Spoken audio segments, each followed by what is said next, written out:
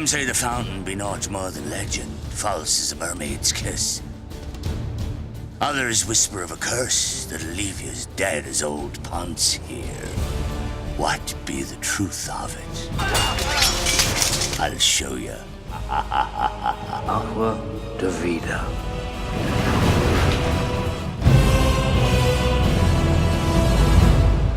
At the end of 3, Johnny has this map, that he steals from Barbossa, and he ends up on a little boat, and he's got the map, and he unfurls it, and it's for the Fountain of Youth.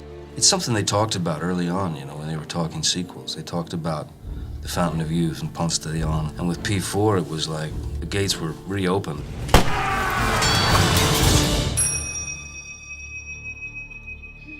Well, first of all, the biggest challenge is designing it. What is the Fountain of Youth? What do you make it look like? Do you want it dark and eerie? Do you want it light and beautiful?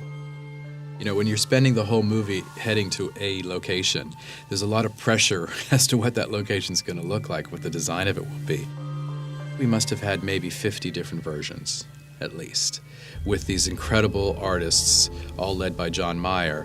When we started out, we did drawings of a natural fountain, then a natural fountain that had been carved by man and embellished, and then things that were more man-made over a fountain. But instantly, everyone said, no, it should just be a natural thing. John created this incredible stone structure that was a circle, like the circle of life.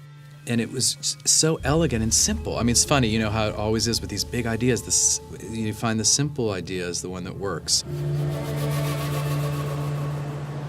The rediscovery of the Fountain of Youth can't just be in the same type of location that we've shot in the past. So we wanted this to feel different. So we picked Kauai in Hawaii to shoot, and it gives it a completely different feel.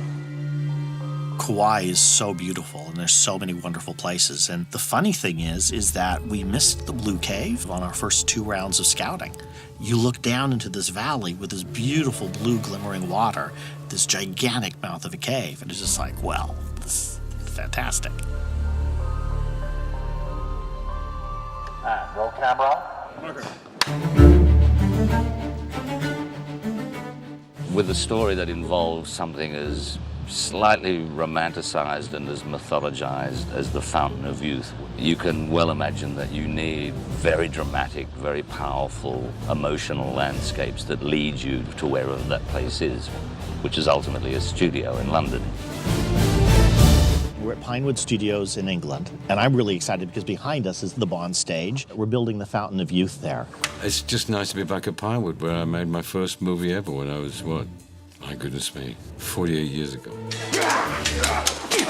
I cannot believe that the Fountain of Youth is shooting where I played the range operator on one of the submarines in The Spy Who Loved Me. I feel that my career has come full circle.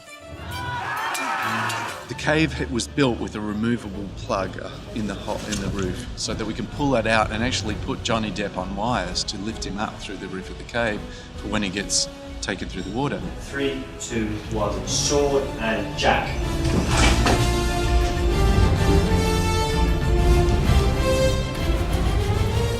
The idea was this was a natural formation that some civilization built a temple around it. And I thought if there was a giant tile floor and it had just cracked over the years, when you walk on a sidewalk and you see a tree root grows under it, snaps the sidewalk, but instead of snapping it up 6 inches, it snapped it up 4 feet here and 5 feet there.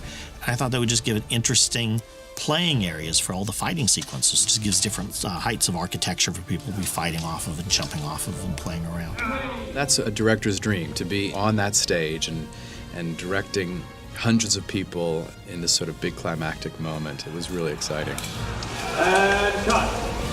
When I first saw it, I was so blown away by the size of it.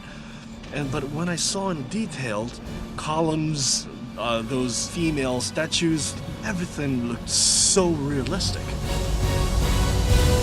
Okay, you ready, Scott? Sir. Never gonna drop. We've got 3 columns that collapse in here. We've rigged them on hinges so that we can reset them.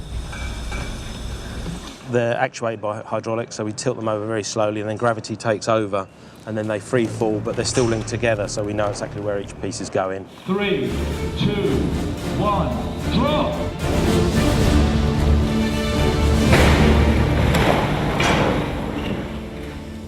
There's very little fake and artificial used on this set. All the hanging plants are real, brought in from Holland. From Malaysia, we brought in liana vine, and it's a bit like a big jigsaw puzzle, but it's layers.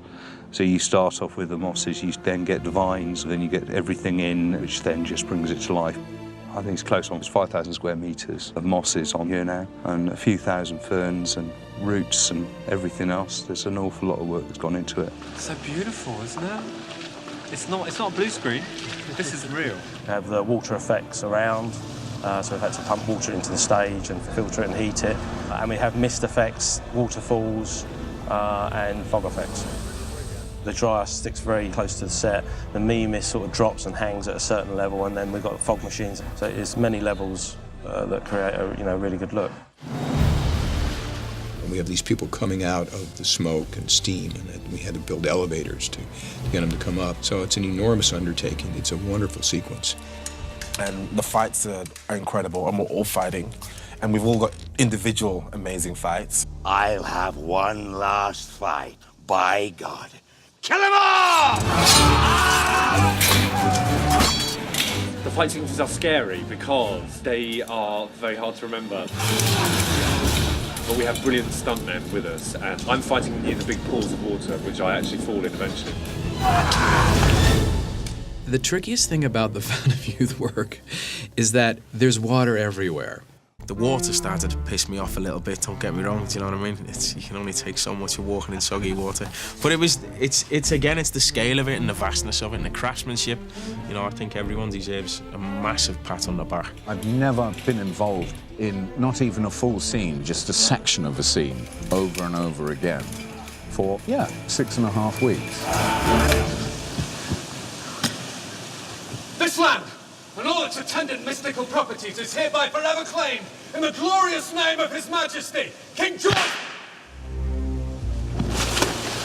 The Fountain of Youth is sort of where the whole film comes together at the end, and so there's quite a mixed bag of stuff for visual effects. It's a pretty amazing set, but we have to extend it even further to open it up and make it into this sort of large natural thing that has been somehow adapted by a civilization. It's centered around the fountain itself. Here you can see not only where the set ends, but actually where the live action photography ends. This is the frame line. We've actually added a tilt. And so here we're starting to extend it with geometry, and then things slowly get painted, vines get added, and things slowly get balanced. Light rays go through. The set was, almost 360 degrees, so we ended up doing less work in there than we had thought we would have to. But the majority of our work was focused mostly on Blackbeard's death. And action. Fan on, starts to swirl. At the end of a film like this, you're going to kill off the villain in a nasty way. So it makes it a challenge creatively to say, what can we do a little bit differently on this one? We pitched a few ideas to Rob and kind of came up with this idea of the waters sort of took Blackbeard's life.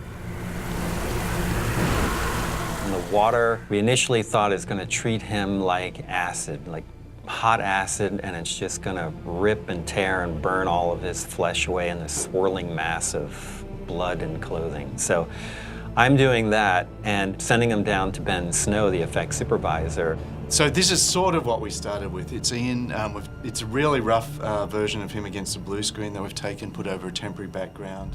So even when it's the skeleton, it's Ian's performance driving the skeleton. And then we started with a digital double of him. Looks a bit like him in this case, but then saying, okay, how do we make that look like he's sort of liquefying and vaporizing? So this was sort of getting stuff streaming off him. You can see we've got a sort of outer shell of the tornado. This is like a version of what's going on underneath.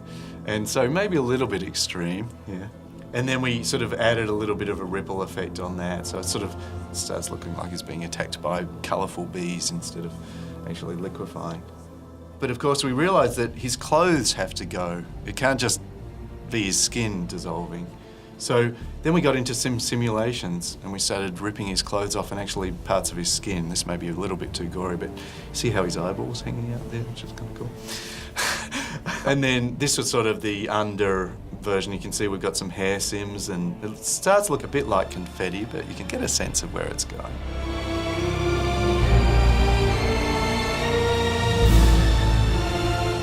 I came up with something that was kind of swift and savage, and that'll leave a big impression.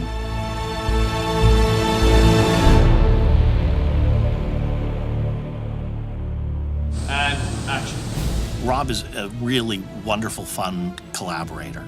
He always says the best idea wins. So whether it comes from me or from a PA, the best idea wins. And that's always a great way of making movies.